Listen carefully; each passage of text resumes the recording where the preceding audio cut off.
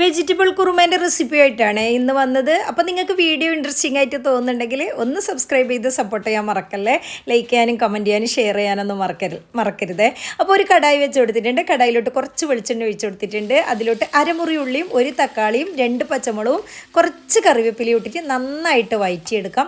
അപ്പോൾ ഈ ഉള്ളി തക്കാളി പച്ചമുളകെല്ലാം പെട്ടെന്ന് വഴറ്റി കിട്ടാൻ വേണ്ടിയിട്ട് കുറച്ച് ഉപ്പും കൂടി ആഡ് ചെയ്ത് കൊടുത്തിട്ട് നമ്മളെ പാത്രത്തിൻ്റെ മൂട് അടച്ച് വെച്ചിട്ട് ഒരു 2 മിനിറ്റോളം ലോ ഫ്ലെയിമിലിട്ടിട്ട് വഴറ്റി കഴിഞ്ഞാൽ പെട്ടെന്ന് തന്നെ വഴറ്റി കിട്ടും. അപ്പോൾ നമ്മളെ ഉള്ളിയും തക്കാളിയെല്ലാം ഇടയ്ക്കൊന്ന് ഇളക്കി കൊടുക്കാൻ മറക്കരുത്. പെട്ടെന്ന് ലോ ഫ്ലെയിമിലായതുകൊണ്ട് തന്നെ അടിയിലൊന്നും പിടിക്കില്ല. പിന്നെ നോൺ സ്റ്റിക്ക് പാത്രം ആയി കഴിഞ്ഞാൽ പിന്നെ പറയേ വേണ്ട, അടിയിലൊന്നും തീരെ പിടിക്കില്ല. അപ്പം ഇതിൻ്റെ അകത്ത് ഒരു ചെറിയ കഷ്ണം ഇഞ്ചിയും ഒരു 3-4 അല്ലി വെളുത്തുള്ളിയും കൂടിയിട്ട് ഒന്ന് ചതച്ചത് അതും കൂടി ഇട്ടിട്ട് നമ്മളെ ഇഞ്ചി വെളുത്തുള്ളീൻ്റെ പച്ചച്ചുവ മാറുന്നവരെ നമുക്കൊന്ന് വഴറ്റിയെടുക്കാം. ഇതിൽ ഞാനിടുന്ന വെജിറ്റബിൾസ് ഒരു ക്യാരറ്റും ഒരു ഉരുളക്കിഴങ്ങും ഒരു 6 ബീൻസും ആണ്. അതെല്ലാം കട്ട് ചെയ്ത് വൃത്തിയാക്കി വെച്ചിട്ടുണ്ടായിരുന്നു. അപ്പോൾ നമ്മളെ ഈ ഉള്ളി തക്കാളി പച്ചമുളക് നന്നായിട്ട് വഴറ്റിയതിലോട്ട് നമുക്ക് ഈ വെജിറ്റബിൾസും കൂടി ഇട്ടിട്ട് ഒരു 1/2 ഗ്ലാസ് വെള്ളവും കൂടി ഒഴിച്ചിട്ട് നന്നായിട്ട് ഇതൊന്ന് വേവിച്ചെടുക്കാം. ഒരുപാട് വേവിച്ചെടുക്കേണ്ട ആവശ്യമില്ല. എന്താണെന്ന് വെച്ച് കഴിഞ്ഞാൽ നമ്മൾ തേങ്ങാപ്പാലെല്ലാം ഒഴിക്കുന്ന സമയത്ത് വീണ്ടും വേവും. അപ്പോൾ ഒരു പകുതി വേവാവുന്നവരെ മാത്രം നമുക്ക് വേവിച്ചെടുക്കാം. അതായത് ഈ 1/2 ഗ്ലാസ് വെള്ളം വറ്റുന്നത് വരെ മാത്രം. അപ്പം 1 കപ്പ് ഗ്രീൻ പീസ് കടല ഞാൻ കുക്കറിലിട്ടിട്ട് വേവിച്ച് വെച്ചതാണ്. ഇത് അതിൻ്റെ പകുതി മാത്രമേ ഇട്ട് കൊടുക്കൊണ്ടു. ഞാൻ ഗ്രീൻ പീസ് കടല വേവിക്കുന്ന സമയത്ത് കുറച്ച് അധികം വേവിച്ചിട്ട് ഫ്രിഡ്ജിൽ വെക്കലാണ്. അപ്പോൾ നമുക്ക് പെട്ടെന്ന് ഒരു ആവശ്യം വന്നു കഴിഞ്ഞാൽ നമുക്ക് ഈ കടല ഉപയോഗിക്കാമല്ലോ. അതുകൊണ്ട് ഞാൻ ആ 1 കപ്പിൻ്റെ പകുതി മാത്രമേ എടുത്തിട്ടുള്ളൂ.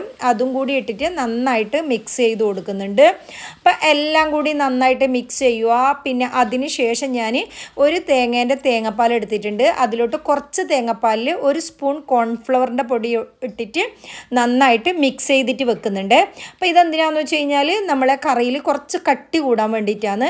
കോൺഫ്ലവറിൻ്റെ പൊടി ഇല്ല, നിങ്ങളെ കയ്യിൽ അണ്ടിപ്പരിപ്പാണ് ഇല്ലതെങ്കിൽ അത് ഒരു 5-6 അണ്ടിപ്പരിപ്പ് എടുത്തിട്ട് കുറച്ച് പൊതിർത്തി വെച്ചതിന് ശേഷം അത് നന്നായിട്ട് പേസ്റ്റ് രൂപത്തിൽ അരച്ചിട്ട് അത് വേണമെങ്കിൽ ഈ ഒരു ടൈമിൽ നമുക്ക് ആഡ് ചെയ്ത് കൊടുക്കാം. അപ്പം ഞാനിവിടെ കോൺഫ്ലവറിൻ്റെ പൊടിയാണ് ഇട്ട് കൊടുക്കുന്നത്. അപ്പം നമ്മളെ വെജിറ്റബിൾസ് എല്ലാം നന്നായിട്ട് വെന്ത് വന്നിട്ടുണ്ട്. ഇതിലോട്ട് ഞാൻ ആദ്യം തേങ്ങാപ്പാൽ എടുത്ത് വെച്ചിട്ടുണ്ടായിരുന്നു. ഒരു തേങ്ങാപ്പാലാണ്, കട്ടിയുള്ള തേങ്ങാപ്പാലാണ് ഞാൻ എടുത്തു വെച്ചത്. അപ്പം അത് നമ്മൾ വെജിറ്റബിൾസിലേക്ക് ഒഴിച്ചു കൊടുത്തിട്ട് നന്നായിട്ട് തിളക്കാനായിട്ട് വിടുക.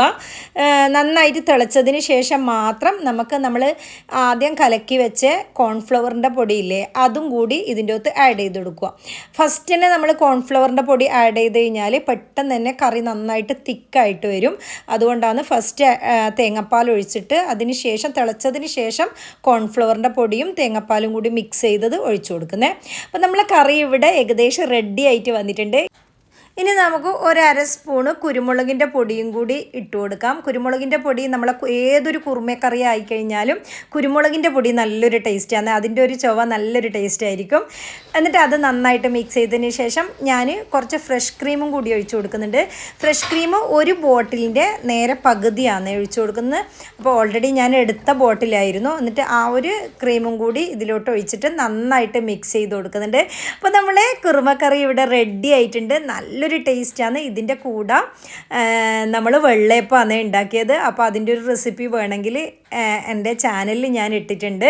അപ്പോൾ ആ ഒരു വെള്ളയപ്പവും ഈ ഒരു കുറുമക്കറിയും നല്ലൊരു ടേസ്റ്റാണ്. പിന്നെ സൈഡായിട്ട് ഒരു ചിക്കൻ പൊരിച്ചയും കൂടി ഉണ്ടായിക്കഴിഞ്ഞാൽ പിന്നെ പറയേ വേണ്ട. അപ്പോൾ നമ്മളെ കറി ഇവിടെ ഒന്ന് നന്നായിട്ട് തിളച്ചതിന് ശേഷം നമ്മൾ ഇതിലോട്ട് കുറച്ച് മല്ലിച്ചപ്പും കൂടി ഇട്ട് കൊടുക്കുന്നുണ്ട്. മല്ലിച്ചപ്പിൻ്റെ ചുവ ഇഷ്ടപ്പെടാത്ത ആൾക്കാർക്ക് അതൊന്ന് സ്കിപ്പ് ചെയ്യാം. അപ്പോൾ വീഡിയോ നിങ്ങൾക്ക് ഇൻട്രസ്റ്റിംഗ് ആയിട്ട് തോന്നുന്നുണ്ടെങ്കിൽ എല്ലാവരും ഒന്ന് സബ്സ്ക്രൈബ് ചെയ്ത് കൂടാൻ മറക്കരുത്. ലൈക്ക് ചെയ്യാനും കമൻറ്റ് ചെയ്യാനും ഷെയർ ചെയ്യാനൊന്നും ആരും മറക്കരുത്. അപ്പോൾ നെക്സ്റ്റ് വീഡിയോ ആയിട്ട് വരുന്നവരെ എല്ലാവർക്കും അസ്സലാമു അലൈക്കും.